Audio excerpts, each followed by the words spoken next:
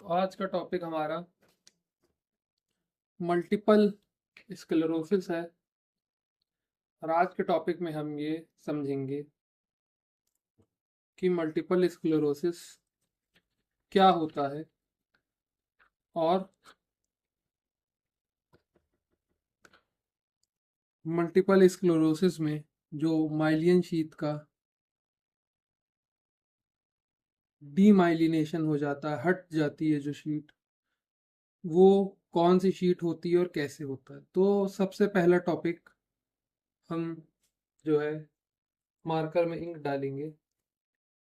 उसके बाद जो है हम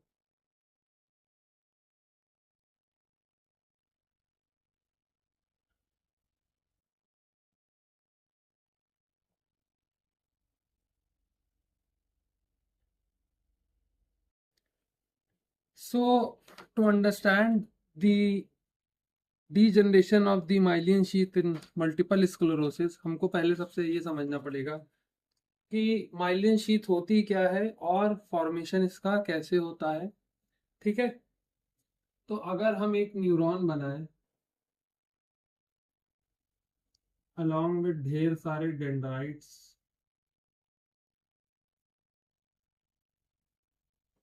डायग्राम बहुत खूबसूरत नहीं बना पाते हम, तो काम चला लीजिएगा इसी से।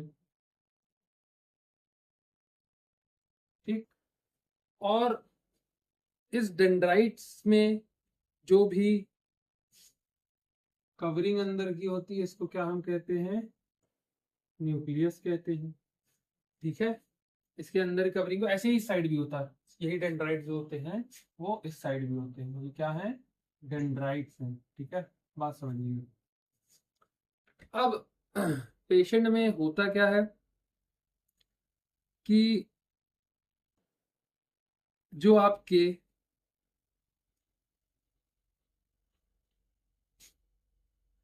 ये बीच वाला मटेरियल जिसमें ये होगा न्यूक्लियस, इसे सोमा कहते हैं। ठीक है, तो nucleus Soma dendrites along with लंबा एक्सॉन एक होता है। ठीक है, ठीक, ये एक्सॉन होता है। ठीक, इसी एक्सॉन ऐसे सीधा सीधा नहीं, जनरलाइज डायग्राम बना देता हूं। ठीक है, ठीक, ये एक एक्सॉन होता है। इस पूरे पार्ट को क्या कहेंगे हम? एक्सॉन कह देंगे। ठीक,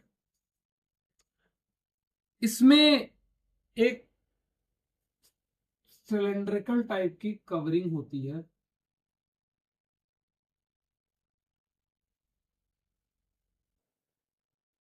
ठीक है, स्क्वायर स्क्वायर बन गई, सिलेंड्रिकल टाइप की कवरिंग होती है। इसी कवरिंग को हम क्या कहते हैं? माइलियन शीथ कहते हैं। क्या कहते हैं? माइलिन शीथ कहते हैं। इतनी सी बात समझ में आ गई। ये माइलियन शीथ पूरे में चढ़ी होती है, और अगर हम पर्टिकुलरली किसी एक की बात करें तो उनको हम माइलियन कह देंगे। ठीक, अलॉन्ग विथ ये जो बीच के रास्ते होते हैं इनको हम क्या कहेंगे? नोड ऑफ रैनवियर कहेंगे। इतनी सी बात समझ में आ गई, नोड ऑफ रैनवियर कहेंगे। और इसी के अंदर एक सेल पाई जाती है, इसी माइलियन के अंदर एक सेल पाई जाती है जिसे क्या कहते हैं? श्वान सेल कहते हैं। ठीक, तो ये हमारे कुछ चीजें अंडरस्टैंडिंग के लिए हमने समझा दी। ठीक, मल्टीपल स्क्लेरोसिस में होगा क्या कि due to any kind of pathological reason और बाकी चीजों का रीजन,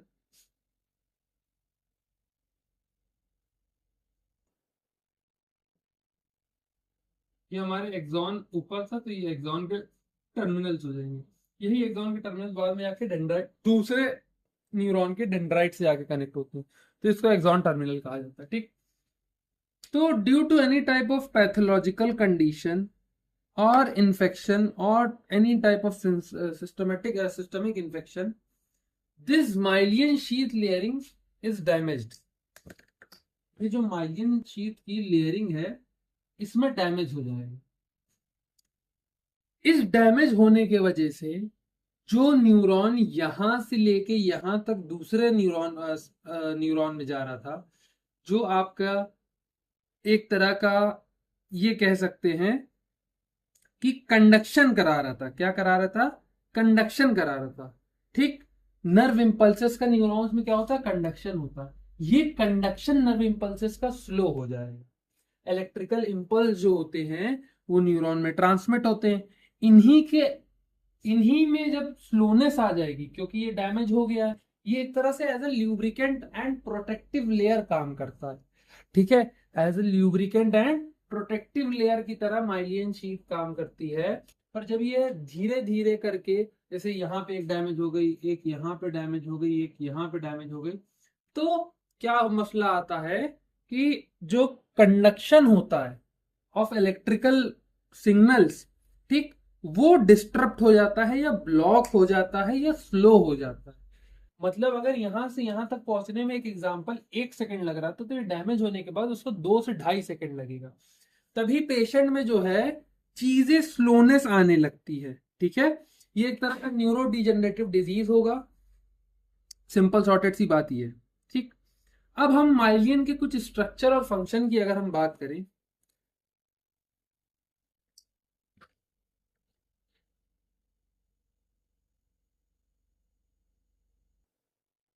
ठीक, माइलियन के कुछ स्ट्रक्चर और फंक्शन की बात करें तो इसका मोटा मोटा सा कॉम्पोजिशन 70% लिपिड्स होता है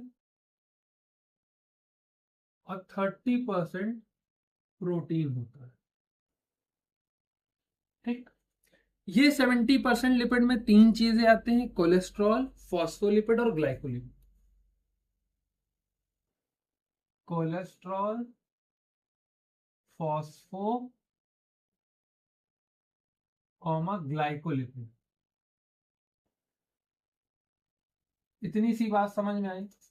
और ये 30% प्रोटीन में हमारी 3 टाइप की प्रोटीन होती है: एमबीपी, पीएलपी और मैग. कौन कौन सी? एमबीपी, पीएलपी और मैग. एमबीपी की अगर बात करें तो ये आपकी माइलियन की बेसिक प्रोटीन होती है. पीएलपी की बात करें तो प्रोटियोलिपिड प्रोटीन होती है. सिंपल सिंपल सी. तो अगर हम बात करें एमबीपी, पीएलपी और मैग की, तो माइलियन की बेसिक प्रोटीन होती है, इसी को एमबीपी कहते हैं. पीएलपी की बात करें तो ये प्रोटियोलिपिड प्रोटीन, इन शॉर्ट प्रोटियोलिपिड प्रोटीन. ठीक. इतनी सी बात समझ में आ गई. तो ये हमारा क्या हो गया? 2 टाइप का प्रोटीन हो गया. अगर हम मैक की बात करें तो मैक सिंपल सॉर्टेड सा माइलियन एसोसिएटेड ग्लाइकोप्रोटीन हो जाएगा. माइलियन एसोसिएटेड ग्लाइकोप्रोटीन. तो ये हमारा कंपोजिशन था, जो 70% of the lipid and 30% of the protein का, ये ऐसे माइलियन का फॉर्मेशन होता है. पहली चीज. दूसरी चीज, अगर ये बात करें कि ये प्रोड्यूस कहां से हो रही है, माइलियन शीथ का प्रोडक्शन कहां से हो रहा है, तो प्रोडक्शन समझने के लिए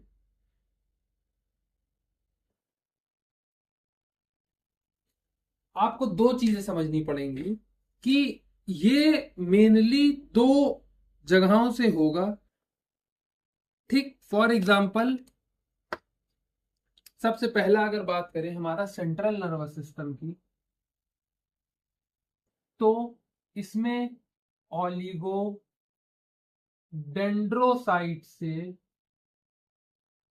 माइलिनेशन होगा. ऑलिगोडेंड्रोसाइट से माइलिनेशन होगा. और एक ऑलिगोडेंड्रोसाइट्स ओडी 5 एक्सॉन को माइलिनेट करती है।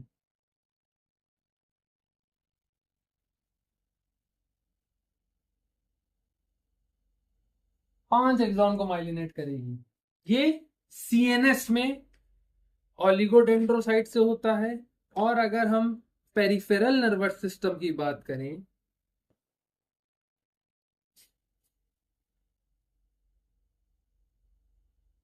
तो ये हमारी श्वान सेल से होती है। श्वान सेल से होती है। श्वान सेल से जब भी होगी तो एक श्वान सेल 5 सेगमेंट को करती है। कितने को करेगी? नहीं, एक श्वान सेल हमेशा एक पूरे सेगमेंट को करेगी, एक्सॉन के पूरे एक सेगमेंट को करेगी। तो एक श्वान सेल एक एक्सॉन सेगमेंट को करेगी माइलिनेट। ठीक है, इतनी सी बात समझ में आ गई। तो 70-30 एमबीपी एलपी सीएनएस ओलिगोडेंड्राइट्स 1 OD। अच्छा हाँ, ये 5 नहीं होता, 50 होता है। ठीक है, इसको थोड़ा सा ध्यान रखिएगा। एक ओलिगोडेंड्राइट 50 एक्सॉन को माइलिनेट करेगा। और पीएनएस की अगर बात करें तो सीएनएस की बात करें, अगर हम पीएनएस की बात करें तो इसमें जो श्वान सेल होती है तो एक श्वान सेल एक पूरे एक्सॉन सेगमेंट को करती है। कभी कभी कंफ्यूज हो जाते हैं नंबर से, तो ये थोड़ा सा दिमाग में चीज अपने रखिएगा। ओलिगोडेंड्रोसाइट होती है, एक ओलिगोडेंड्रोसाइट 50 एक्सॉन को माइलिनेट करेगी। और पीएनएस में जो श्वान सेल होती है तो एक श्वान सेल एक पूरे एक्सॉन के सेगमेंट को माइलिनेट करती है। इतनी सी बात समझ में आ गई। प्रोडक्शन समझ में आ गया कि प्रोड्यूस कहाँ से हो रही है, सीएनएस में ओलिगोडेंड्रोसाइट से और पीएनएस में श्वान सेल से। इतनी सी बात समझ में आ गई। फंक्शन की अगर बात करें हम तो फंक्शन आप जानते हैं, फंक्शन हमने बता दिया है कि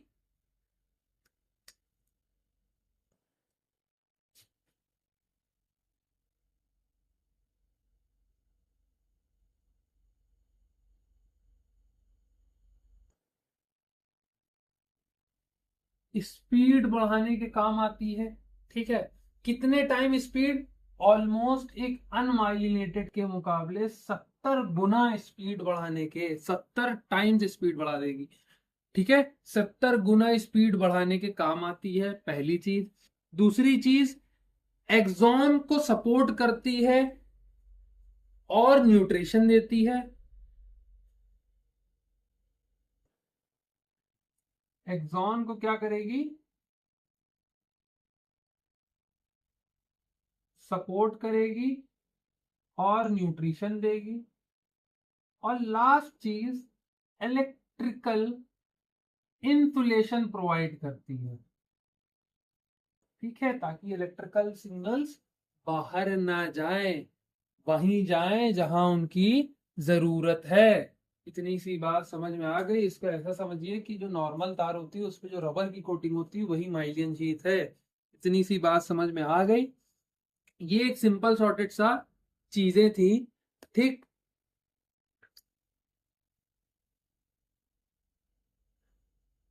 अब माइलियन के जाने के वजह से क्या क्या मसला आएगा ये हमने आपको समझा दिया है।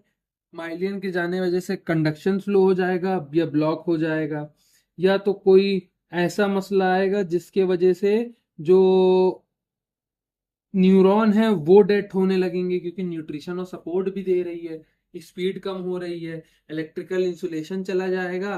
तो जो इलेक्ट्रिकल इम्पल्सेस हैं वो बहुत ज्यादा वेस्ट होना शुरू हो जाएंगे। ठीक है, तो एक तरह से सफिशियंसी खत्म, एफिशिएंसी खत्म हो जाएगी, एक न्यूरॉन की एबिलिटी की एफिशिएंसी बहुत डाउन हो जाएगी। इतनी सी बात समझ में आई। अब हम चलते हैं मल्टीपल स्क्लेरोसिस पे। ठीक है, अब हमने पूरा माइलियन समझ लिया कि माइलियन होता क्या है, माइलियन शीथ क्या होती है। ये वैसे बैचलर्स का लास्ट ईयर का टॉपिक है। ठीक है, तो इसको हमने समझ लिया है।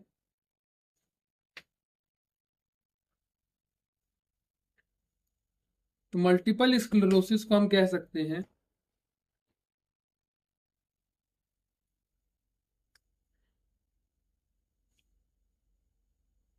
It is a chronic inflammatory neuro degenerative disease that is characterized by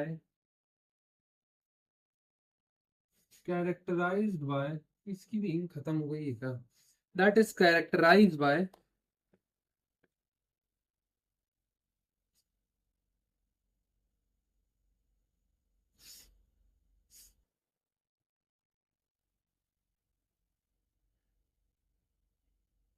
multiple lesions, comma, multiple episode of disseminated in time, or the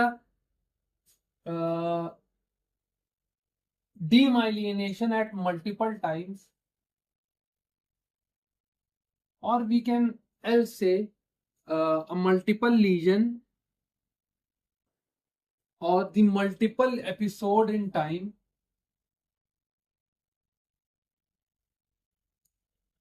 Multiple episode in time mean एक पर्टिकुलर टाइम पे काफी जगह बॉडी पे एक ही time पे आपको ये episode देखने को मिले, that is characterized by demyelination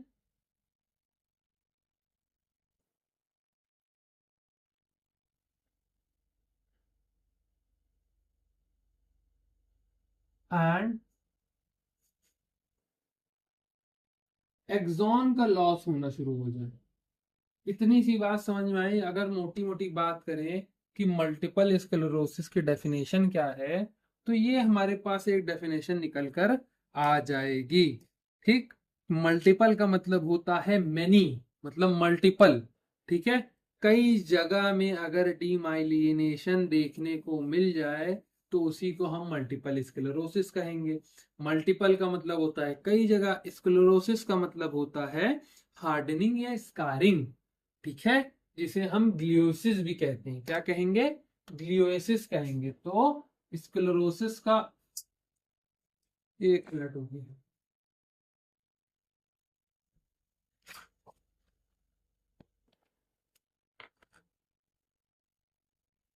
अभी इंक डाला है, सबकी डाला, सिर्फ काली की छोड़ दी, मुझे लगा काली में है।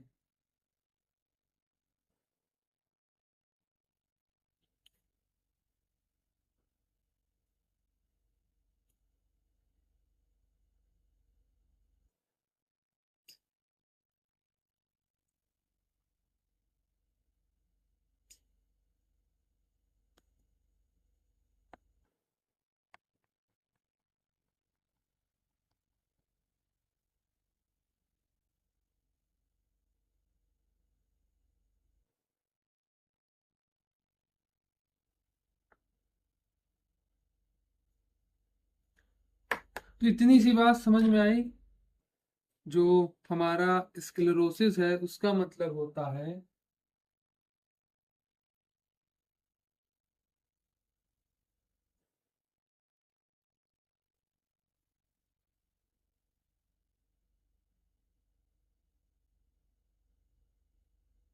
हार्डनिंग या स्केरिंग। स्कारिंग मतलब स्कार पड़ जाना। ठीक है, स्कारिंग अगर शुरू हो जाए किसी भी एक्सॉन की तो उसी को क्या कहा गया है? स्क्लेरोसिस कहा गया। इतनी सी बात समझ में आई? ठीक, अगर हम एपिडेमियोलॉजी की बात करें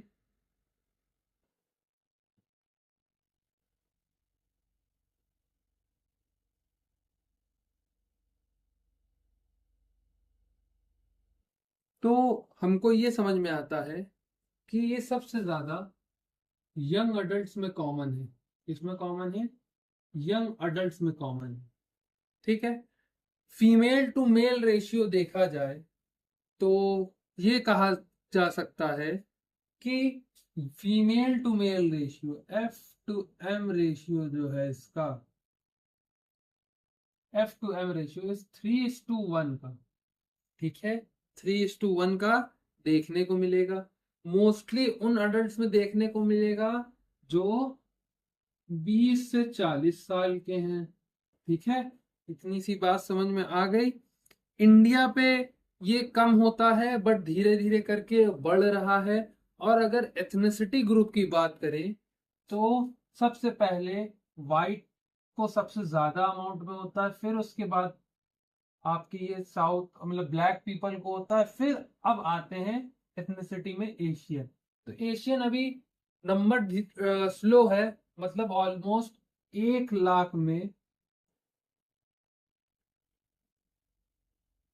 7 का रेशियो है।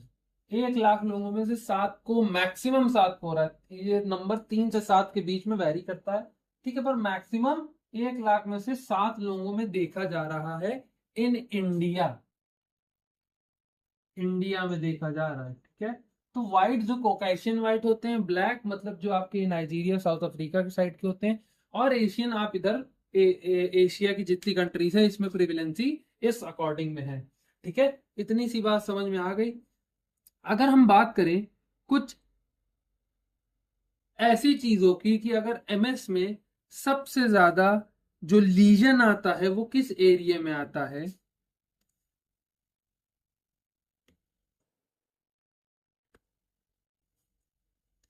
तो हम ये कह सकते हैं जो एमएस के प्लेक्स होते हैं, ये प्लेक्स इन्हीं को कहा जा रहा है, स्क्लेरोसिस ही को प्लेक्स कहा जा रहा है कि इनके प्लेक्स कहाँ पे आती हैं, ठीक है।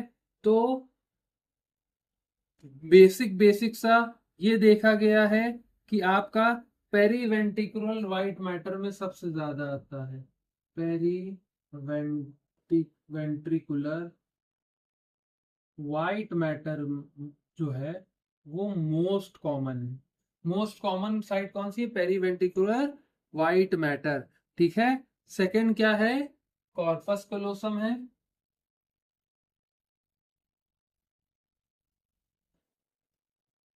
और दो साइट और याद कर लीजिए, काम आएगी, जो कि ऑप्टिक नर्व और ब्रेन स्टेम या सेरिबेलम है।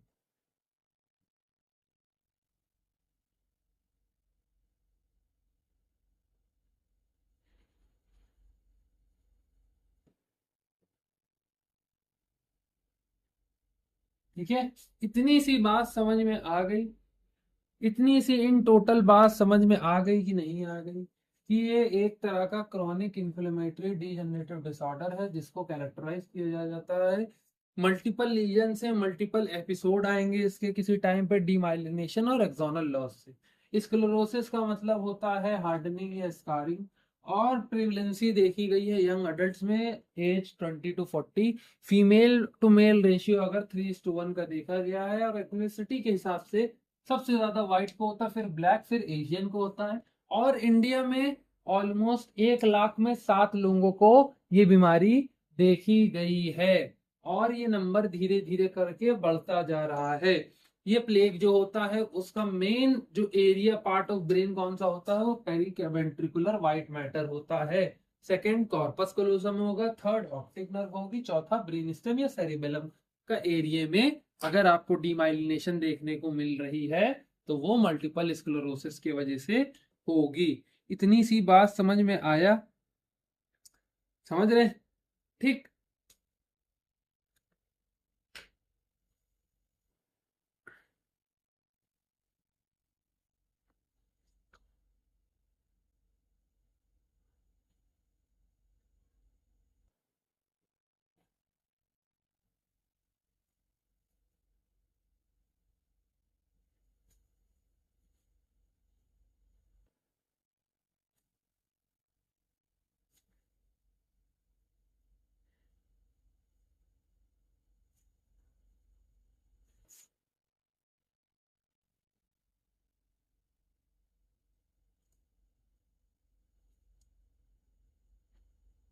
इतनी सी बात समझ में आ गई कि नहीं आ गई? अब अगर हम इटियोलॉजी की बात करें या कॉजेस की बात करें, ये हमने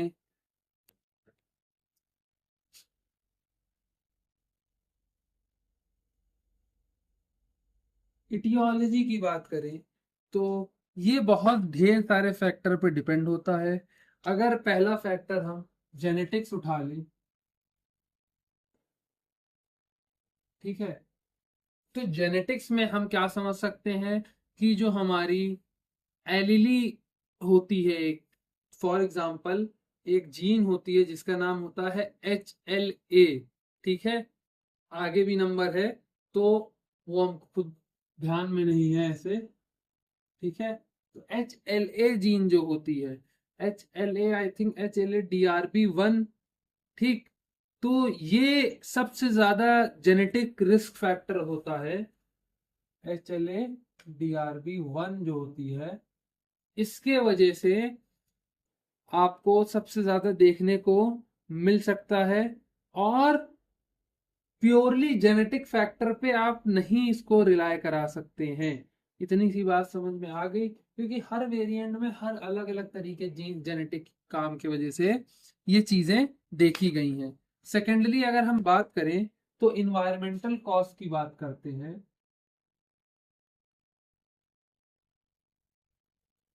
तो इन्वायरमेंटल कॉज में सबसे पहली चीज,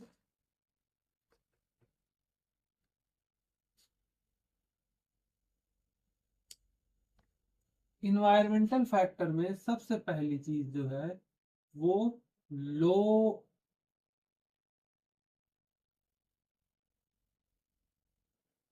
लो विटामिन डी है, ठीक है।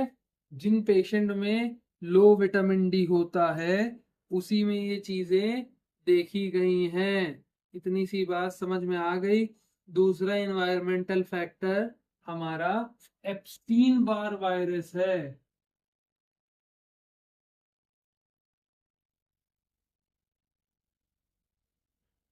ठीक। कौन सा वायरस है?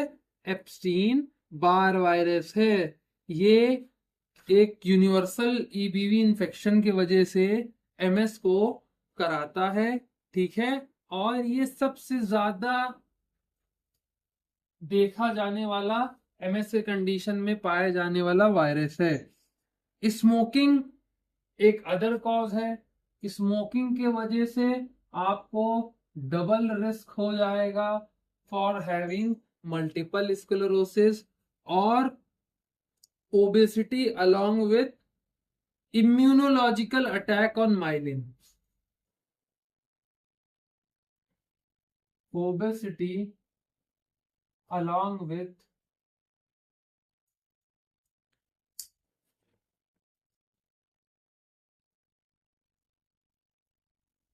immunological attack on myelin sheath. Okay, तो इतनी सी बात समझ में आई कि किन फैक्टर्स की वजह से या क्या कॉजेज मेनली देखे गए हैं फॉर MS, ठीक।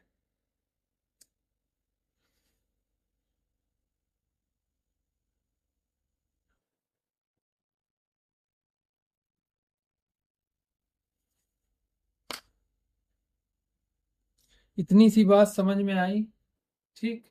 अब हम इसके जो है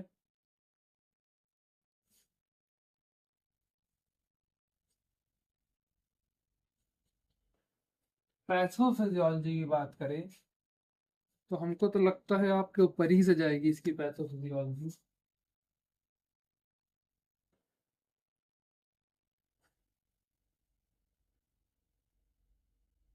कि ये हो क्यों रहा है, इसका मैकेनिज्म कैसे है। तो अगर हम एक इन्वायरमेंटल फैक्टर उठाते हैं, कोई भी इन्वायरमेंटल फैक्टर में ट्रिगर होने की वजह से, कोई भी इन्वायरमेंटल फैक्टर ट्रिगर हुआ, ठीक। जैसे ही वो इन्वायरमेंटल फैक्टर ट्रिगर होगा तो जो पेरिफेरल टी सेल है, ठीक, वो अपने आप ऑटो रिएक्ट करने लगेगी माइलियन एजेंट्स में। क्या करने लगेगी? जो पेरिफेरल टी सेल है वो एक ऑटो रिएक्टिव, मतलब एक ऑटो रिएक्टिव रिएक्शन करेगी। क्या करेगी? ऑटो रिएक्टिव रिएक्शन करेगी अगेंस्ट, किसके अगेंस्ट करेगी? माइलियन एंटीजेंस के अगेंस्ट करेगी। किसके अगेंस्ट करेगी?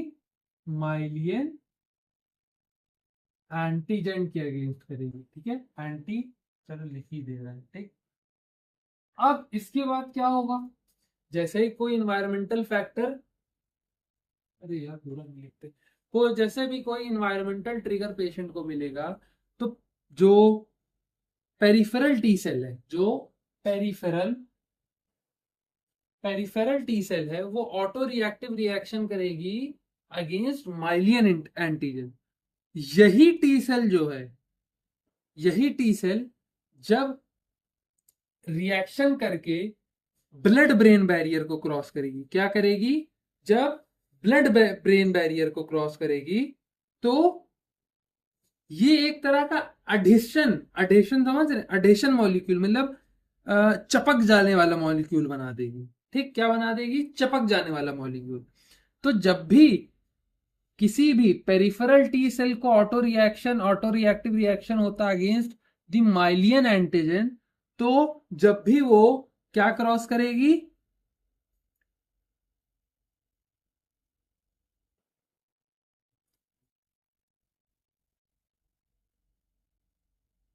ब्लड ब्रेन बैरियर क्रॉस करेगी, क्या क्रॉस करेगी, ब्लड ब्रेन बैरियर क्रॉस करेगी, तो यही एक्टिवेटेड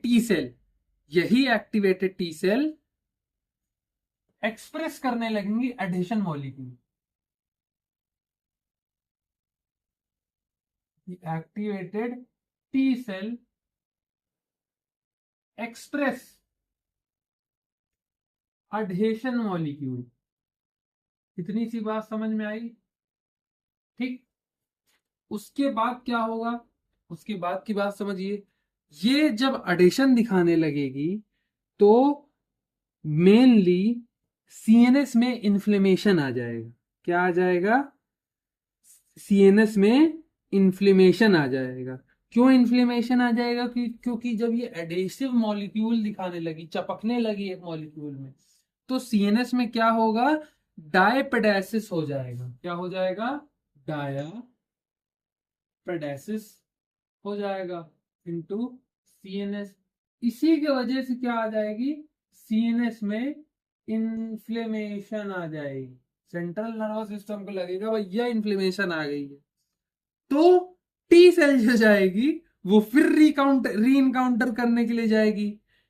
टी सेल दोबारा जाएगी निकल के, क्योंकि सीएनएस में इन्फ्लेमेशन है। इसी इन्फ्लेमेशन की वजह से टी सेल दोबारा री इनकाउंटर करने जाएगी। क्या री इनकाउंटर करने जाएगी।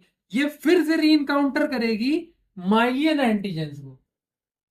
इनकाउंटर, टी सेल री इनकाउंटर माइलियन एंटीजेंस, ठीक। अब दोबारा से माइलियन शीट के एंटीजन को इनकाउंटर कर दिया, मतलब री इनकाउंटर कर दिया, ठीक है, फिर पकड़ लिया, कह रहे तुम्हारी गलती है, माइलियन की जो एंटीजन है उनको पकड़ लेगा, फिर कहेगा तुम्हारी गलती है। इसके बाद होगा क्या, जब भी सीएनएस में इन्फ्लेमेशन शुरू होगा, तो इन्फ्लेमेशन के बाद जैसे ही टी सेल री इनकाउंटर करेगी माइलियन एंटीजन को, वो जो है टी सेल के एक्टिवेशन को और साइटोकाइन के रिलीज की वजह से क्या हो जाएगा, टी सेल एक्टिवेशन से और साइटोकाइन के रिलीज से, क्योंकि साइटोकाइन रिलीज होगा क्योंकि टी सेल एक्टिवेट हो गई है, इसके वजह से जो है मैक्रोफेजेस का एक्टिवेशन हो जाएगा। मैक्रोफेजेस वही होते हैं जो सेल को डिस्ट्रॉय कर, सेल को नहीं, जो बैक्टीरिया को डिस्ट्रॉय करते हैं। जैसे वायरस होता है, बैक्टीरिया होती है, जब भी आपको हो जाता है, ये मैक्रोफेज का काम होता है कि उनको डिस्ट्रॉय करना। तो अब जब एंटीजन बार बार उसको रोक रहा है टी सेल को, तो टी सेल को क्या लगेगा कि जो ऑटो रिएक्टिव रिएक्शन शुरू हुआ है in peripheral T cell, the auto reactive reaction start against the myelin antigen. इसी के वजह से जब myelin antigen blood brain barrier cross करके गया, तो वो टी सेल एक अडेशन मॉलिक्यूल दिखाने लगा। इसी अडेशन मॉलिक्यूल की वजह से डायपेडेसिस शुरू हो गई। डायपेडेसिस की वजह से सीएनएस में इन्फ्लेमेशन आया। जैसे इन्फ्लेमेशन आया, फिर टी सेल रिलीज हुई, फिर टी सेल ने जाके एंटीजन, माइलियन एंटीजन को ठोक दिया, फिर ठोका उनको, तो उसकी वजह से साइटोकाइन रिलीज हुआ, ठीक। अब जैसे ही उसने साइटोकाइन रिलीज किया, साइटोकाइन की वजह से माइक्रोफेज का क्या हो गया, एक्टिवेशन हो गया। इतनी सी बात समझ में आई। जैसे ही मैक्रोफेज एक्टिव होंगे तो मैक्रोफेज का काम होता है मार धाड़ करना, ये माइक्रोफेज जाके जो है माइलियन का डिस्ट्रक्शन कर देंगे। सिंपल सॉर्टेड सी बात है, ये पूरी कारस्तानी इसमें देखी जाएगी। इतनी सी बात समझ में आ गई? ठीक है, पूरा नहीं आ रहा क्या? नहीं आ रहा, आ रहा है, अब आ रहा है। ठीक है, तो इन्वायरमेंटल ट्रिगर से शुरू हो जाने वाली चीज जिसमें कि पेरिफेरल टी सेल का ऑटो रिएक्टिव रिएक्शन देखा गया अगेंस्ट द माइलिन एंटीजन, जब यही टी सेल जो है ब्लड ब्रेन बैरियर क्रॉस करके जाएगी तो ये एक्सप्रेस करेगी एज एन एडिशन मॉलिक्यूल, और उसकी वजह से डायबिटिस और सीएनएस में इन्फ्लेमेशन शुरू हो जाएगी। उसी इन्फ्लेमेशन के बाद जब दोबारा टी सेल वहां पे, क्योंकि यहाँ पे इन्फ्लेमेशन है तो टी सेल वहां पे रिलीज होगी, तो जैसे ही टी सेल रिलीज होगी तो देखेगी कि भैया फिर मसला कर रही है माइलिन एंटीजन, तो माइलिन एंटीजन का खेल खत्म करने के लिए मैक्रोफेज को एक्टिवेट कर देगी और यहाँ पे माइलिन का डिस्ट्रक्शन हो जाएगा। ये एक सिंपल सॉर्टेड सा चीज होती है। इतनी सी बात समझ में आ गई? इतनी सिंपल सॉर्टेड सी बात समझ में आ गई। माइलियन का डिस्ट्रक्शन यहां से शुरू हो गया। अब माइलियन का जब डिस्ट्रक्शन शुरू हो जाएगा तो ये बात समझिएगा, जो बीटा सेल होती है, ठीक, वो भी एक्टिवेट होती है, इन्वॉल्व होती है। तो बीटा सेल जो है वो एंटीबॉडी प्रोडक्शन करेगी, जैसे कि हमारा जो एंटी माइलियन था। ठीक है, अब जो माइलियन एंटीजन है, ठीक, तो उसके वजह से क्या होगा, बीटा सेल का इन्वॉल्वमेंट हो जाएगा। जैसे ही बीटा सेल का इन्वॉल्वमेंट शुरू हुआ, उस इन्वॉल्वमेंट की वजह से हमारी बॉडी में एक एंटीबॉडी या एंटी माइलिन का प्रोडक्शन होगा।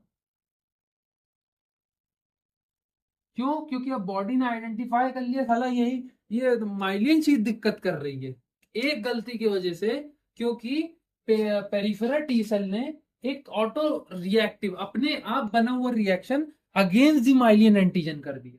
ठीक, अब पेशेंट की बॉडी में क्या होगा माइलिन डिस्ट्रक्शन के बाद, कि एक एंटी माइलियन इन्वॉल्वमेंट शुरू हो जाएगा। मतलब बी सेल जब इन्वॉल्व होगी तो उसकी वजह से एक एंटी माइलियन प्रोडक्शन शुरू हो जाएगा। अब जैसे ही एंटी माइलियन प्रोडक्शन शुरू होगा तो आपके जो ऑलिगोडेंड्रोसाइट्स थे, क्या थे? Oligodendrocyte that are producing the माइलियन, इनकी डेथ होना शुरू हो जाएगी। क्यों डेथ होना शुरू हो गई? Due to the microphage activation, और इसके वजह से माइलियन डिस्ट्रक्शन हुआ, उस जगह का तो माइलियन डिस्ट्रक्शन हो गया। बट तुम्हारी बॉडी को ये आइडेंटिफाई हो गया साला ये माइलियन ही की गलती थी। तो जैसे ही माइलियन के अगेंस्ट एक और एंटीजन निकाला, उसने एंटी माइलियन निकाला।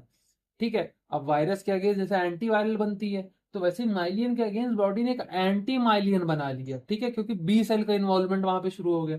जैसे ही उसने एंटी माइलियन बनाया तो जितनी भी माइलियन की प्रोडक्शन जहां जहां से जैसे जैसे हो रही थी, उन सारे ऑर्गेनेलीज की धीरे धीरे करके डेथ होनी शुरू हो जाएगी। तो हमारा ओलिगोडेंड्रोसाइट इसमें चला जाएगा।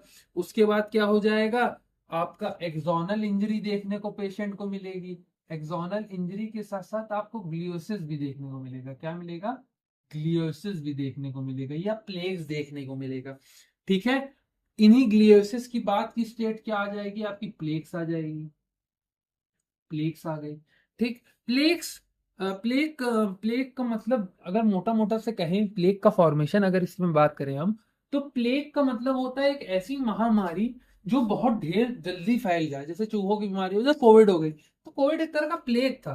तो यही एक्सोनल इंजरी की वजह से जब ग्लियोसिस हुआ तो उसके वजह से एक प्लेग फॉर्मेशन हुआ शुरू हो गया, और इसी प्लेग फॉर्मेशन के वजह से जो डैमेज माइलियन शीट थी उनका जब भी रीमाइलिनेशन होता वो इनकम्प्लीट रह जाता। इनकम्प्लीट रीमाइलिनेशन इसलिए रह जाता क्योंकि ऑलिगोडेंड्रोसाइट्स की डेथ होना शुरू हो गई है। ठीक है, तो ऑलिगोडेंड्रोसाइट्स बहुत मेहनत करके जो बहुत मेहनत करके रीमाइलिनेट करने की कोशिश करते हैं, तो हमको पेशेंट में क्या देखने को मिलता है? थोड़ा सा एकदम डीमाइलिनेटेड भी नहीं मिलती है, पार्शियल रीमाइलिनेशन देखने को मिलता है। बॉडी जैसे तैसे करके ऑलिगोडेंड्रोसाइट बचाते हैं, रीमाइलिनेट करते हैं, ताकि माइलिन शीट दोबारा चढ़ जाए और एक पतली सी शीट बना लेते हैं। ठीक है, और इसी के बाद आपका मल्टीपल स्क्लेरोसिस की कंडीशन क्रिएट हो जाती है। इतनी सी छोटी सी बात समझ, छोटी सी नहीं है, अगर याद करना है, याद करना आसान है। कोई एनवायरमेंटल ट्रिगर हुआ, ठीक, पेरिफेरल टी सेल ने जो है auto reactive reaction against the myelin antigen start कर दिया। उसके वजह से जैसे ही वो टी सेल जो ब्लड ब्रेन बैरियर को क्रॉस करके गई, तो उसने एक अडेशन मॉलिक्यूल की तरह एक्सप्रेस करने लगी। जैसे अडेशन मॉलिक्यूल की तरह एक्सप्रेस किया, तो डायपेटिसिस सीएनएस में शुरू हो गए, अलॉन्ग विद सीएनएस का इन्फ्लेमेशन। डायपेटिसिस और सीएनएस का इन्फ्लेमेशन शुरू हो गया। अब ये एडेशन मॉलिक्यूल की वजह से ही ये सीएनएस का इन्फ्लेमेशन हुआ। जैसे ये सीएनएस का इन्फ्लेमेशन हुआ, तो ये देखा इन्होंने कि भैया ये जो माइलियन शीथ है, इसी में मसला है, तभी ये दिक्कतें आ रही हैं। तो टी सेल ने उठा के माइलियन एंटीजन को पीट दिया। जैसे ही उसने माइलियन एंटीजन को पीटना शुरू किया, माइलियन एंटीजन को खत्म किया, तो वहां पे क्या हुआ, साइटोकाइन का रिलीज शुरू हो गया कि भैया अब ये मर नहीं रहा है, इसको मार के खत्म करो। अब आ गए रोल मैक्रोफेज। मैक्रोफेज का काम ही है मारना, इनगल्फ करना। मार के इन्होंने इनगल्फ कर गए और माइलियन का डिस्ट्रक्शन धीरे धीरे शुरू हो गया। जैसे ही माइलियन का डिस्ट्रक्शन शुरू हुआ, तो बॉडी को लगा कि हाँ अब ठीक है, अब हमारा सिस्टम बढ़िया चल रहा है, तो अब हम नॉर्मली चलेंगे। और एक एंटीजन बना की, जैसे आपको टीबी हुआ, तो टीबी के बाद आपके टीबी के वो एंटीजन बन जाते हैं, ठीक है। और आपको कोई भी बीमारी होती, वायरल होता है, तो वो टाइप का वायरल दोबारा नहीं होगा, ठीक है। तो एक बॉडी में एंटीजन बन जाता है ऑटोमेटिक। तो यही माइलियन फॉर्मेशन के लिए एक एंटी माइलियन बन गया कि माइलियन अब जहां बने उसको ठोक दो। जैसे ये एंटी माइलियन बना, जो जितनी भी ऑलिगोडेंड्रोसाइट्स जो कि माइलियन को शीट को प्रोड्यूस कर रही थी, उनकी डेथ होने लगी। उनकी जैसे डेथ होने लगी, उसकी वजह से क्या देखा गया, एक्सोनल इंजरी देखी गई, अलॉन्ग विद ग्लाइकोसिस देखी गई। ग्लियोसिस जब भी देखी जाएगी, तो ग्लियोसिस के बाद की कंडीशन हमेशा प्लेग की हो जाएगी। अब प्लेग के बाद भी ओलिगोडेंड्रोसाइट ने बहुत मेहनत करी, उसके बाद भी पार्शियल ही रीमाइलिनेट कर पाए, दोबारा उससे ज्यादा रीमाइलिनेशन नहीं कर पाए, और एक थिन माइलियन शीट बना के हमको दे दी, ठीक। इसकी वजह से जो है आपका पूरा मल्टीपल स्क्लेरोसिस की कंडीशन क्रिएट हो गई। इतनी सी बात समझ में आई, ठीक है। इतनी सी सिंपल सॉर्टेड सी बात समझ में आई। अगर हम इसको दो फेज में बांटना चाहें, तो हम इसको दो फेज में बांट भी सकते हैं, ठीक है। दो स्टेजेस में बांट सकते हैं। जिस तरीके से हमारा डैमेज हुआ, तो हम ये कह सकते हैं कि एक हम इन्फ्लेमेटरी लिख देते हैं, और दूसरा हम क्या लिख देते हैं, न्यूरो डिजेनरेटिव। पहला हम लिख सकते हैं इन्फ्लेमेटरी, और दूसरा हम क्या लिख सकते हैं, न्यूरो डिजेनरेटिव, ठीक है।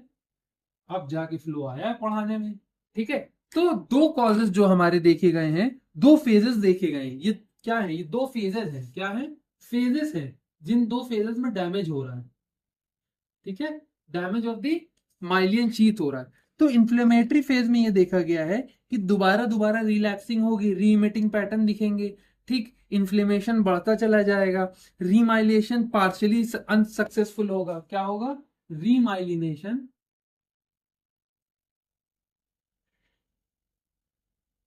पार्शियली सक्सेसफुल होगा,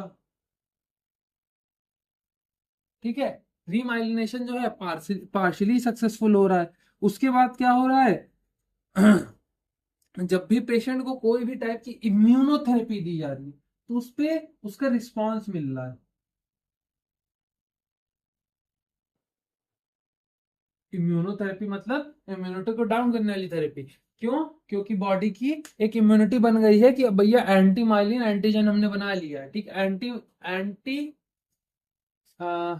एंटी माइलिन एंटीजन बना लिया है, ठीक है। तो अब भैया इनको जो है, हमको माइलिन का एंटीजन माइलिन को तोड़ने के लिए चाहिए। तो जब भी इम्यूनोथेरेपी करी जाएगी, जितने भी इम्यून सिस्टम है उनको सप्रेस किया जाएगा, ठीक। तो उस पर रिस्पॉन्स ये इन्फ्लेमेटरी फेज पे अच्छा देखा गया है। अगर हम न्यूरो डिजेनरेटिव फेज की बात करें, तो ये धीरे धीरे करके न्यूरो डिजेनरेटिव फेज में चले जाता है। और इसमें बेसिक सा आपका एक्सोनल लॉस दिखेगा आपको, ठीक। एक्सोनल लॉस के साथ साथ पेशेंट को जो इम्यूनोथेरेपी से जो रिस्पॉन्स मिल रहा था, वो बहुत पुअर हो जाएगा, ठीक है। क्या हो जाएगा, पुअर रिस्पॉन्स टू इम्यूनोथेरेपी। जल्दी सी बात समझ में, वो बहुत पुअर रिस्पॉन्स देखने को मिलेगा। ये सिंपल शॉर्टेड सी बात थी। और इसमें आपका पेशेंट जो है उसको जो है, ये पता नहीं है, इंक डालो तो काला पीला पड़ने लग जाता है, सीधा काला ही पीला पड़ेगा।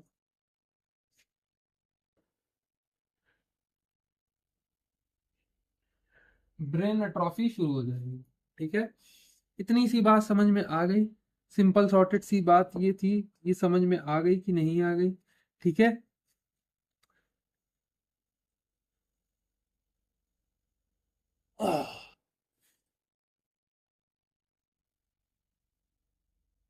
क्लिनिकल फीचर हम लोकेशन के बेस पे डिसाइड करेंगे, क्योंकि हमने बताया था कि आपका सबसे ज्यादा कॉमन एरिया जो इसमें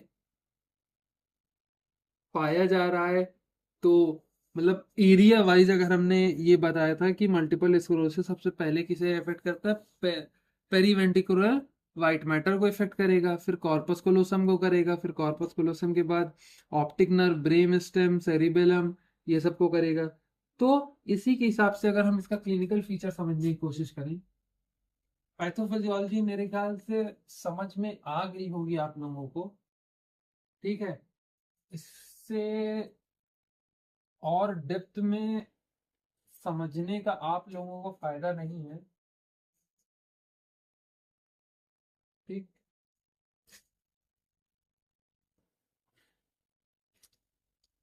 पता नहीं कपड़ा चेंज हुआ है जब से ना,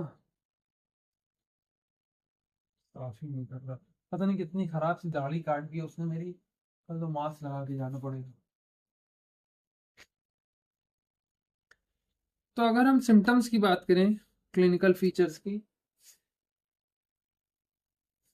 तो हम एरिया वाइज उठा सकते हैं। तो सबसे पहला सिम्टम्स एमएस का हमेशा ऑप्टिक नर्व में देखा गया। कहाँ देखा गया है? ऑप्टिक नर्व में।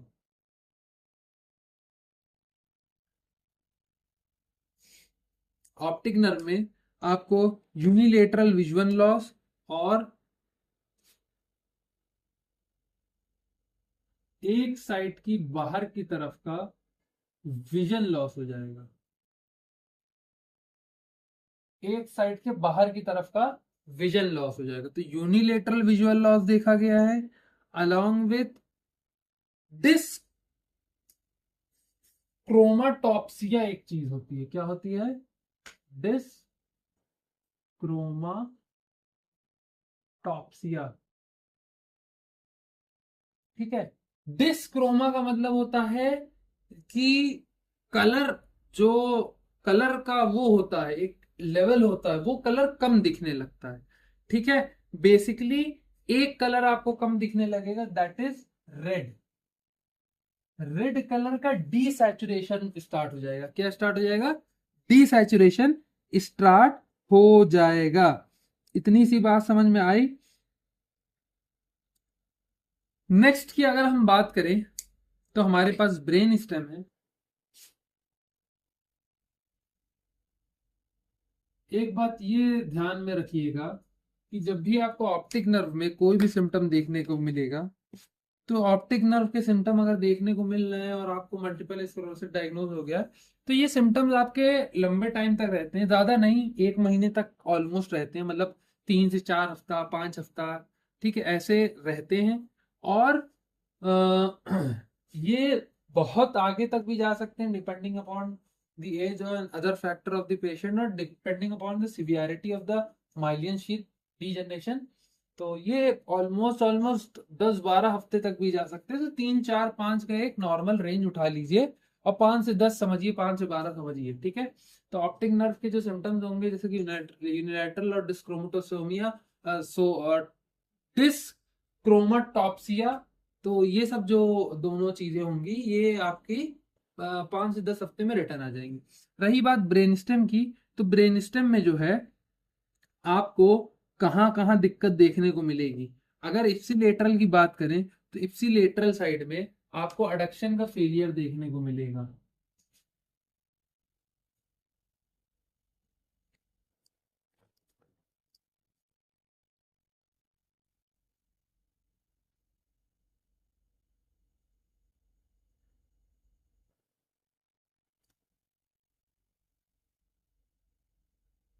रही बात कॉन्ट्रा की,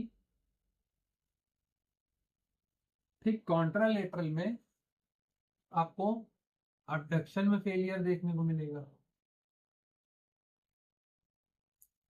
इतनी सी बात समझ में आ गई, ठीक है। तो आपको जो मसला है, ये अगर बाइलेटरल में जाता है तो बाइलेटरल में आपको दोनों चीजें देखने को मिलेंगी। अलॉन्ग विथ अगर ब्रेन स्टेम में और मसला आता है तो एक कंडीशन होती है जिसे diplopia,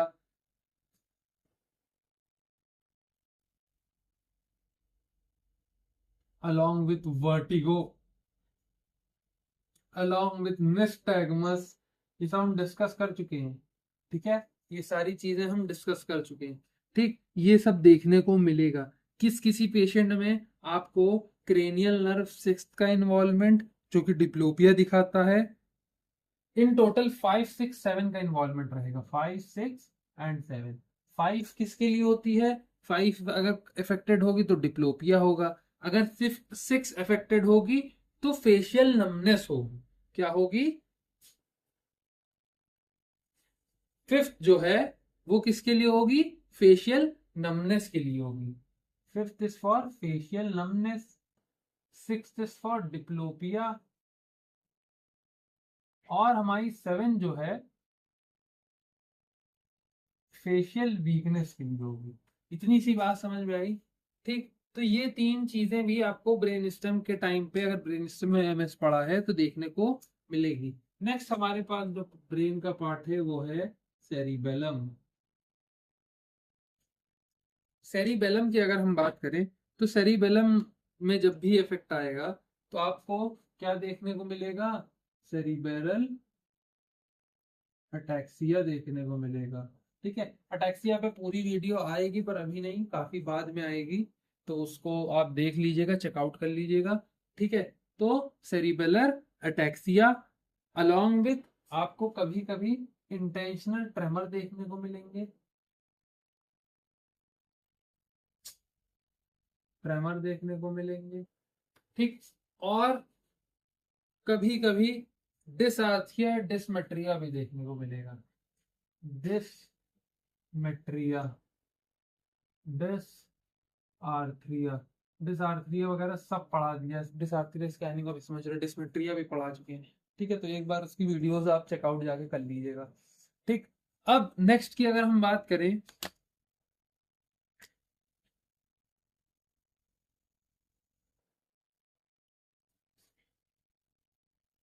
that is spinal cord. तो स्पाइनल कॉर्ड में पेशेंट में स्पास्टिक पैरापेरेसिस या क्वाड्रिपेरेसिस देखी गई है।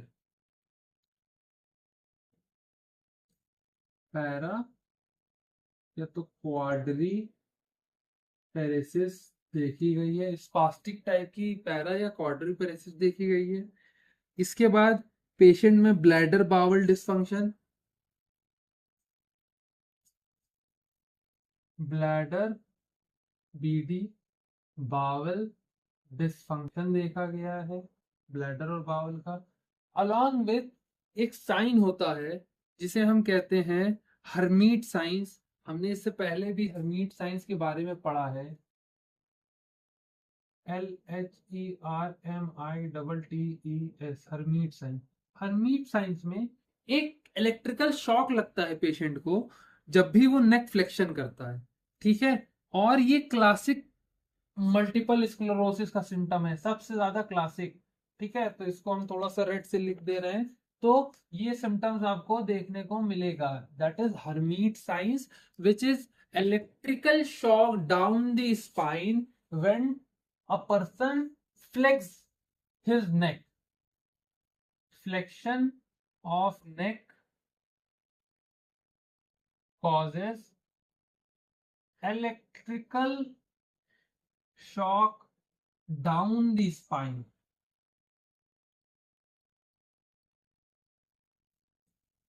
ये क्लासिकल साइन है जो एमएस में आपको देखने को मिलेगा। इतनी सी बात समझ में आ गई, ठीक है। इसके बाद अगर हम सेरिब्रल हेमिस्फेयर की अपने बात करें, सेरिब्रल हेमिस्फेयर में जब भी मसला आता है तो आपको पता है 2 3 चीजें चली जाती हैं।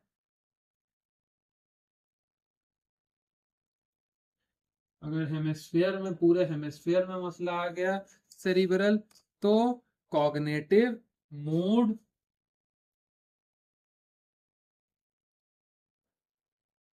अलोंग विथ कॉग्निशन किसी भी के जाएगा, मूड जाएगा, और कभी कभी एफेजिया भी हो सकता है।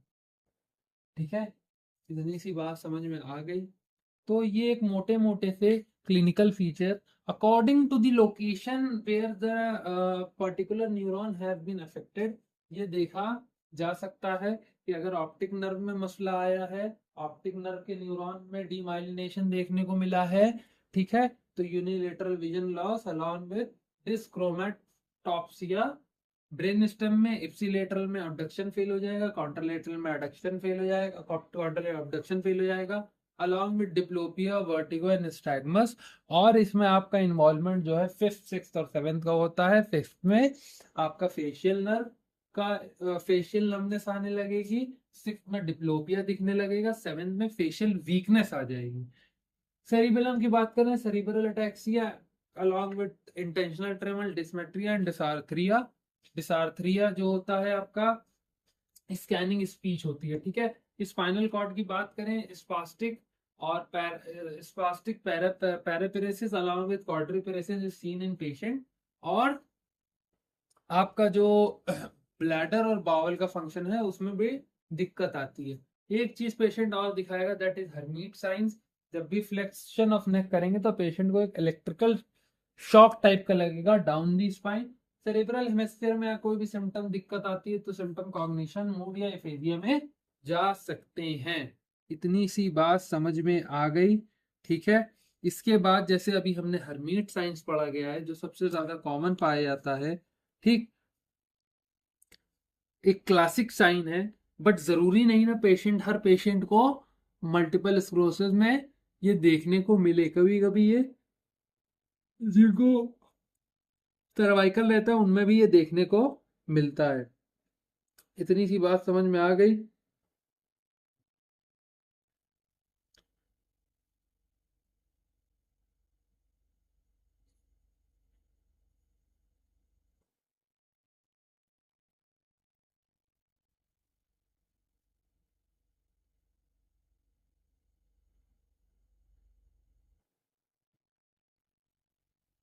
तो ओवरऑल अगर मोटा मोटा सा हम ये उठाएं क्लिनिकल फीचर, तो क्लिनिकल फीचर ब्रेन वाइज ज्यादा डिपेंडेंट है।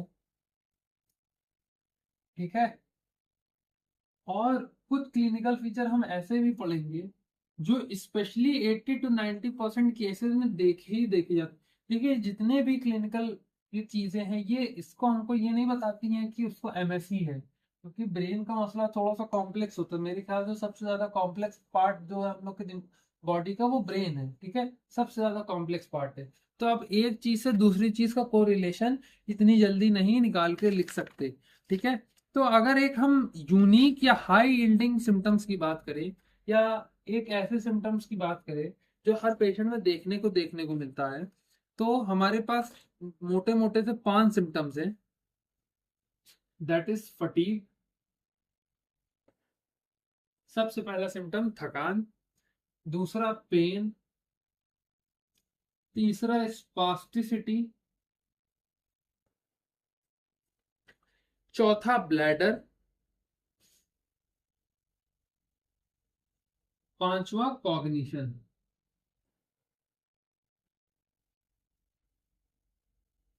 ठीक, तो अगर हम इस इन पांचों सिम्टम्स की बात करें तो ये पांचों सिम्टम्स आपको पेशेंट में देखने को मिल जाएंगे। इतनी सी बात समझ में आ गई। ठीक है,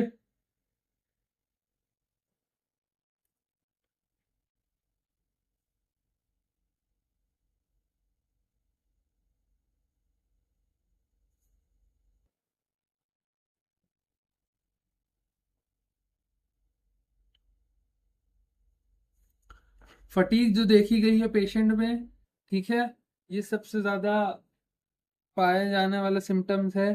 ठीक, और आपको ये देखने को मिलेगा कि फटीग जो है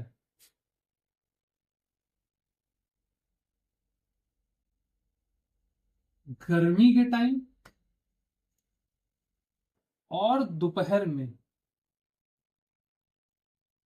गर्मी के टाइम नहीं, गर्मी में और दोपहर में, किसी भी टाइम दोपहर में हो सकता है, और किसी भी वजह से, गर्मी की वजह से फटीग अगर बढ़ता चला जा रहा है, ठीक, तब आप उठाएंगे ये सोच। सेकंड, अगर पेशेंट को सेंट्रल न्यूरोपैथिक पेन है,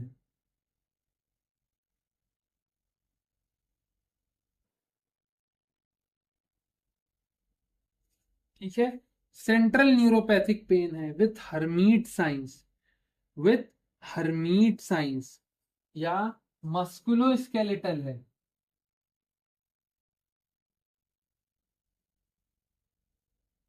स्केलेटल विथ हर्मीट्स साइन, तब आप क्या सोच सकते हैं एमएस के बारे में। स्पास्टिसिटी की अगर बात करें तो लोअर लिम्ब में होने के चांसेस ज्यादा है as compare to upper limb, पहली चीज। दूसरी चीज, फ्लेक्सर कंपार्टमेंट में स्पाज्म देखने को मिल सकता है, दूसरी चीज। और ब्लैडर की अगर हम बात करें तो अर्जेंसी और फ्रीक्वेंसी बढ़ी रहेगी, मतलब ओवर एक्टिव रहेगा। अर्जेंसी का मतलब अरे बस आगे आगे आगे चलेगा, फ्रीक्वेंसी का मतलब हर 5 मिनट 10 मिनट पे, तो दोनों चीजें बढ़ी रहेंगी, that is urgency plus frequency बढ़ी रहेगी, ठीक है। ओवर एक्टिविटी ऑफ ब्लैडर देखा गया है सबसे ज्यादा, ठीक है। कॉग्निशन की अगर हम बात करें तो मेमोरी, अटेंशन, देखो स्पीड कह सकते हैं आप किसी भी पेशेंट के कुछ काम करने की speed, working memory, specially working memory खत्म हो जाएगी, कम हो जाएगी, कम देखने को मिलेगी। स्पीड, वर्किंग मेमोरी, अटेंशन, और हम कह सकते हैं हमारे एग्जीक्यूटिव फंक्शन जो होते हैं, ठीक। ये सब में आपको अगर ये सब चीजें देखने को मिले, या इनमें से तीन भी देखने को मिल रही है, फटीग, पेन और स्पास्टिसिटी, दिस टाइप की, तो आप एमएस का सजेशन दे सकते हैं। एमएस के बारे में क्वेश्चन मार्क बना के फाइल में लिख सकते हैं, एमएस है क्या इनको, इसके लिए क्लिनिकल को रिलेट करा सकते हैं। इतनी सी बात समझ में आ गई। डायग्नोसिस मेनली आपके सीएसएफ से ही बनेगा, जो कि ऑलिगोग्लोनल बॉन्ड या बैंड को, जिसे ओसीबी भी कहते हैं, उससे एनालाइज करके हमको पता चलेगा, ठीक है। तो सीएसएफ की आइडेंटिफिकेशन और आईजीजी का बड़ा हुआ अगर देखा जाता है तो हम ये समझ जाएंगे कि पेशेंट में डीमाइलिनेशन शुरू हो चुका है। इतनी सी बात समझ में आ गई, तो इसका सीएसएफ एनालिसिस बहुत ज्यादा जरूरी हो जाता है मल्टीपल स्क्लेरोसिस के पेशेंट का, ठीक है। और ये देखा गया है कि 110 मिली सेकेंड डिलेड पोटेंशियल हो जाता है, जो कि लेटेंसी होती है। लेटेंसी का मतलब होता है कितना लेट आ रहा है, ठीक है, कितनी लेट चीजें हो रही हैं, तो वो चीज बढ़ जाती है। ऑप्टिक नर्व का डीमाइलिनेशन देखा गया है। सोमैटोसेंसरी की बात करें तो स्पाइनल कॉर्ड और सेंसरी पाथवे तक का demyelination, along with brain stem में सुनने की क्षमता का डीमाइलिनेशन देखा गया है। तो कुछ चीजें ऐसी देखी गई हैं, ठीक है। तो अगर ब्लड टेस्ट में कुछ चीजें आपको देखनी है, बट देखने से ज्यादा बहुत सी चीजें अवॉइड करनी है, ठीक है। जैसे कि अगर हम बात करें, आपने जेनेटिक टेस्टिंग कराई, ठीक, तो जेनेटिक टेस्टिंग में हो सकता है ये आ जाए कि भैया इनको बचपने से वाइट मैटर का डिजीज था, उसी में आ रहा है। ठीक है, आपने आईजीजी कराया, तो आईजीजी में मॉग रिलेटेड बहुत से एसोसिएटेड डिजीज है। ठीक है, मॉग रिलेटेड बहुत से ऐसे डिजीज हैं जिसमें आईजीजी जो है वो भी नहीं बता पाएगा। तो सबसे बड़ा इसका मसला यही है। तो इसको पता करने के लिए सबसे ज्यादा जरूरी हमारे पास सीएसएफ का एनालिसिस होता है, जिसमें हम तीन चीज देखेंगे। ये देखेंगे कि जो हमारे इम्यूनोग्लोबुलिन है उनका जो बैंड होता है, दैट इज जी बैंड। ठीक है, तो ओसीबी हम कराएंगे। तो ओसीबी अगर जो है प्रेजेंट आ रहा है, ठीक, तो हम ये समझ जाएंगे। आईजीजी अगर बढ़ा हुआ आ रहा है अलोंग विथ एमबीपी, अगर ये तीनों चीजें बढ़ी हुई आ रही हैं, तो आप चुपचाप समझ जाएंगे पेशेंट एमएस का सिम्टम है और डिमाइलिनेशन पेशेंट में शुरू हो चुका है सीएसएफ में। ठीक है, इतनी सी बात समझ में आ गई।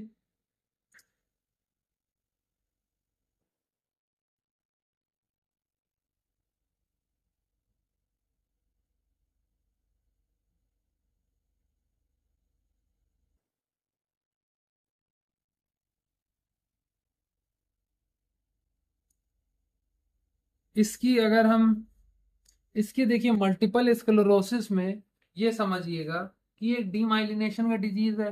तो अकेला यही डीमाइलिनेशन का डिजीज नहीं है, इसके साथ और भी डिजीजेस होते हैं, जैसे कि न्यूरोमाइलाइटिस होता है।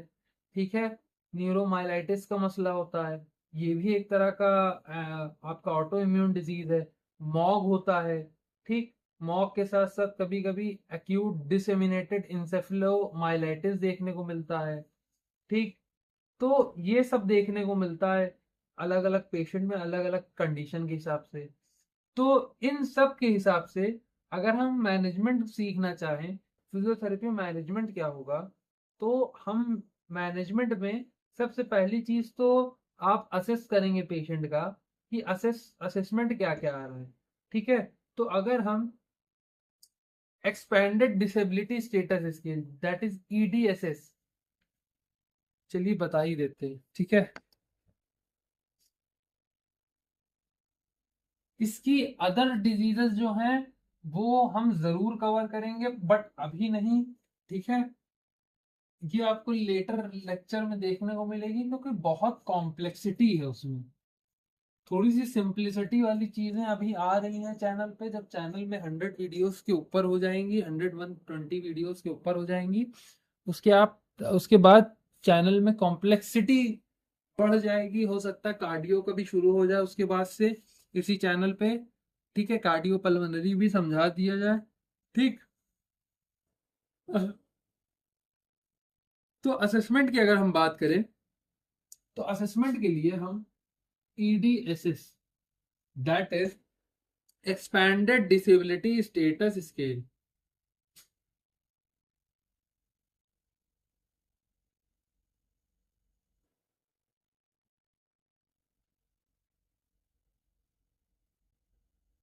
ठीक, expanded disability status scale use करेंगे। इसकी रेंज 0 से 10 तक होती है।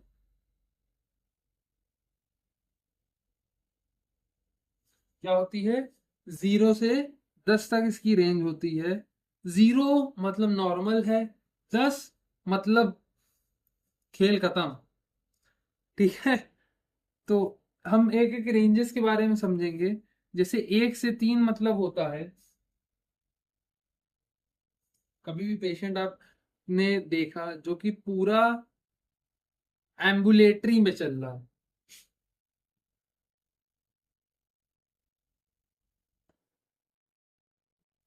अपने से चल ले रहा है। ठीक है, तो आप उसको 1 से 3 की में डालेंगे। 3 से 5 में जब डालेंगे, या 4 से 5 मान लीजिए, जब वो वॉकिंग एड यूज कर रहा हो।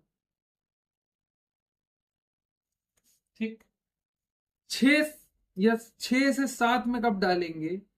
देखिए ये समझिएगा, 6 जब डालेंगे कि अगर वॉकिंग एड रिक्वायर्ड है।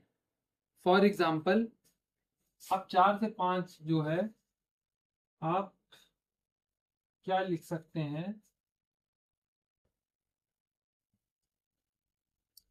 कि एम्बुलेशन या एम्बुलेशन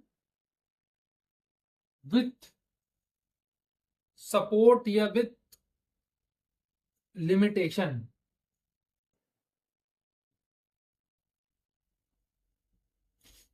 6 की अगर हम बात करें, जब आपको ये लगे कि पेशेंट को वॉकिंग एड्स की जरूरत है यूनिलैटरली एक साइड। 6.5 की बात करें तब वॉकिंग एड्स की आपको जरूरत पड़े बाइलेटरली। पेशेंट जो है बाइलेटरल जरूरत के साथ आए, दोनों हाथ में उसके रहे। 7 की बात करें तो ये आपका व्हील चेयर बताएगा।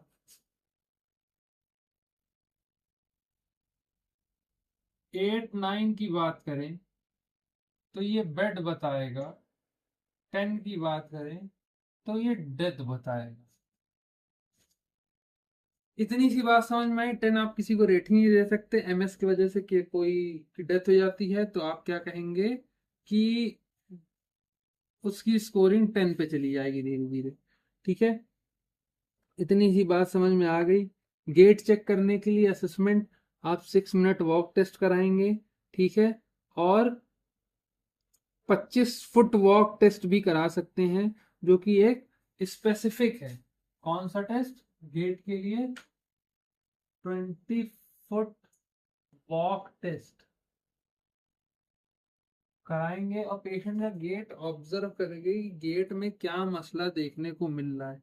बैलेंस के लिए आप जानते हैं बर्ग बैलेंस स्केल है हमारे पास और पोस्टीरोग्राफी है। फटीक के लिए मॉडिफाइड फटीक इम्पैक्ट स्केल है। ठीक है, स्पास्टिसिटी के लिए मॉडिफाइड एशवर्थ स्केल है। ठीक, अपर लिम्ब के लिए एरैट हो जाती है। कॉग्निशन के लिए SDMT हो जाती है, जैसे symbolic digital modality test. Bladder के लिए आप ब्लैडर की डायरी बनाएंगे, कितनी बार पेशाब कर रहे हैं, कैसे कर रहे हैं। ठीक है, इतनी सी बात समझ में आई। एक्सरसाइजेस या फिजियोथेरेपी मैनेजमेंट की अगर हम बात करें तो हमको अपने गोल समझना सबसे ज़्यादा इंपॉर्टेंट है। गोल मतलब क्या होंगे? फटीक कम कराना है, वॉकिंग एबिलिटी बढ़ानी है, बैलेंस बढ़ाना है, स्ट्रेंथ बढ़ाना है, इम्प्रूव करना है मूड को। ठीक है, और एक तरह से न्यूरोप्लास्टिसिटी करना है। इसकी इतनी सी बात समझ में आ गई। एक्सरसाइज की बात करें तो आप एक क्लास ए स्ट्रॉन्ग एक्सरसाइज सबसे सिंपल सॉर्टेड सजेस्ट कर सकते हैं किसी भी पेशेंट को।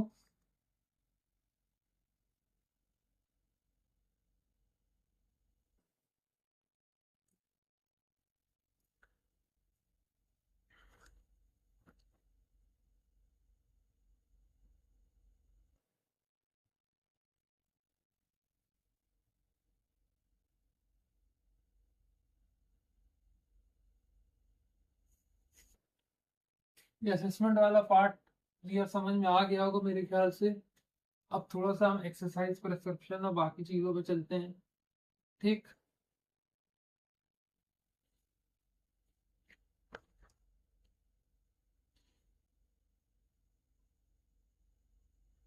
पेशेंट को एक्सरसाइज कैसे करानी है, तो एरोबिक एक्सरसाइज करानी है। सबसे पहले ये चीज़ समझ जाइए, एरोबिक एक्सरसाइज का बहुत स्ट्रॉन्ग एविडेंस है जो कि प्रेजेंट है, और ये इफेक्ट करेगी फटीग, वॉक और मूड में।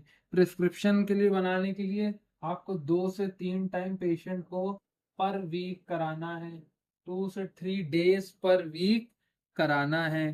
ठीक, इंटेंसिटी जो रहेगी वो मॉडरेट रखेंगे। क्या रखेंगे? मॉडरेट रखेंगे इंटेंसिटी। टाइम की अगर हम बात करें 30 से 40 मिनट का टाइम देंगे पेशेंट को। एरोबिक एक्सरसाइज में आप क्या क्या करा सकते हैं? आप swimming, cycling, walking, aquatic exercise क्या करा सकते हैं? स्विमिंग, साइकिलिंग, साइकिलिंग जो स्टैटिक हो या नॉर्मल हो, और एक्वेटिक एक्सरसाइज करा सकते हैं। इतनी सी बात समझ में आ गई, और प्रोग्रेस कराएंगे। ठीक है, चाहे वो ड्यूरेशन के साथ हो, चाहे वो इंटेंसिटी के साथ हो, चाहे वो फ्रीक्वेंसी के साथ हो। तो इन तीनों चीजों का धीरे धीरे करके प्रोग्रेस आप कराएंगे। उसके बाद सबसे आखिरी में पेशेंट को आप क्या करा सकते हैं, ये एरोबिक ट्रेनिंग कराने के कुछ महीनों के बाद, एक महीने के बाद आप रेजिस्टेंट ट्रेनिंग शुरू करवा सकते हैं। पहले आप जो है यही सेम पैटर्न फॉलो करेंगे 2 से 3 हफ्ता पर वीक।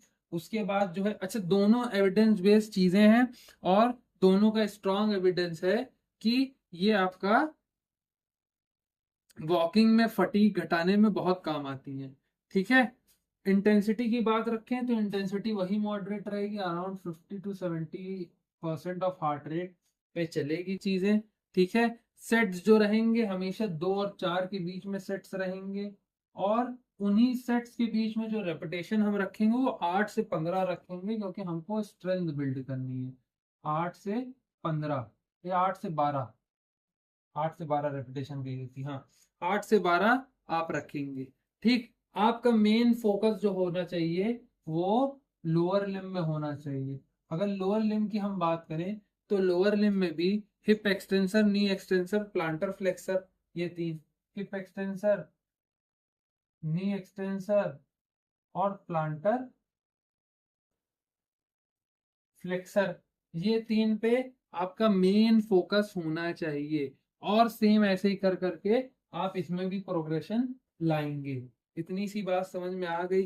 कभी कभी पेशेंट में आपको स्पास्टिसिटी देखने को मिल जाए तो उस पेशेंट में आप कैसे चीजें कराएंगे?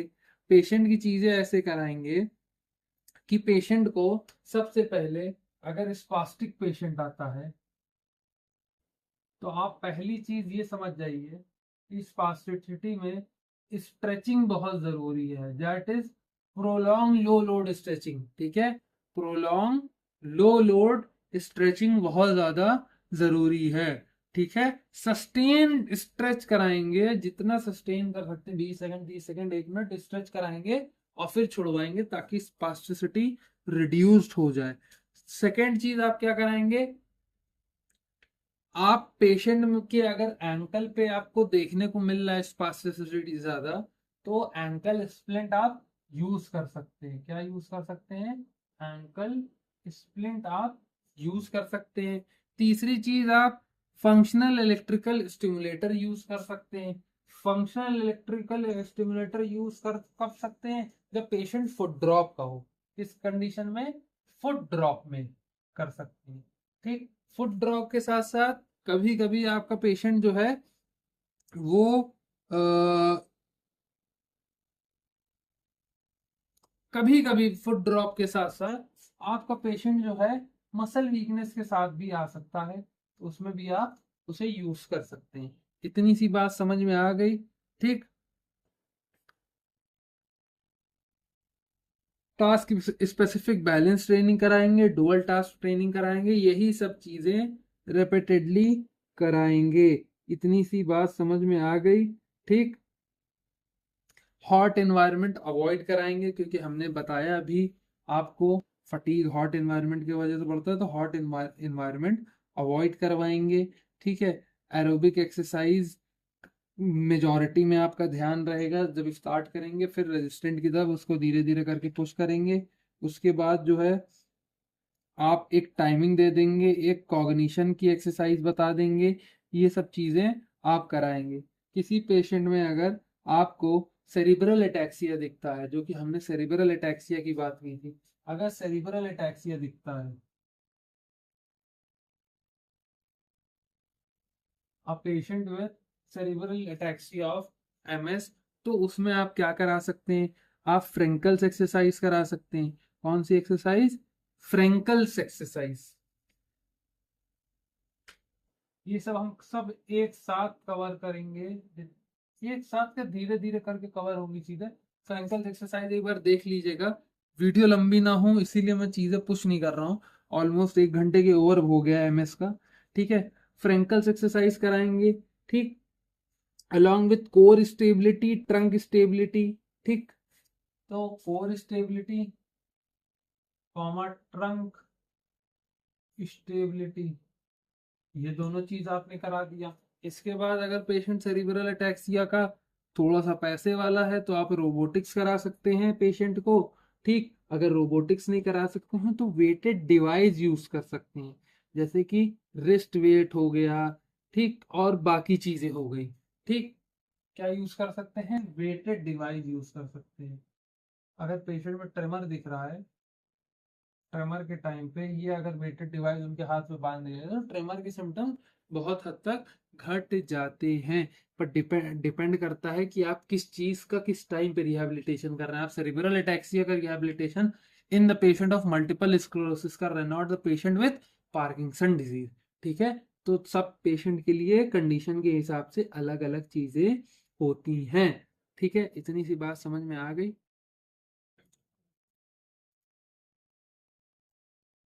ये हमारा कुल मिला के एक इन टोटल जो मल्टीपल स्क्लेरोसिस था वो खत्म हो गया। इसके बाद वाला टॉपिक जो है, हम ट्रोमैटिक ब्रेन इंजरी वो भी शुरू करेंगे। ठीक है, तो ये टॉपिक हमारा मल्टीपल स्क्लेरोसिस यहीं पे खत्म हो गया है। और नेक्स्ट जो है, बहुत चांस है हम टीबीआई शुरू करें, चाहे वो ट्रॉमा की वजह से हो या बाकी चीज़ों की वजह से हो। तो थैंक यू।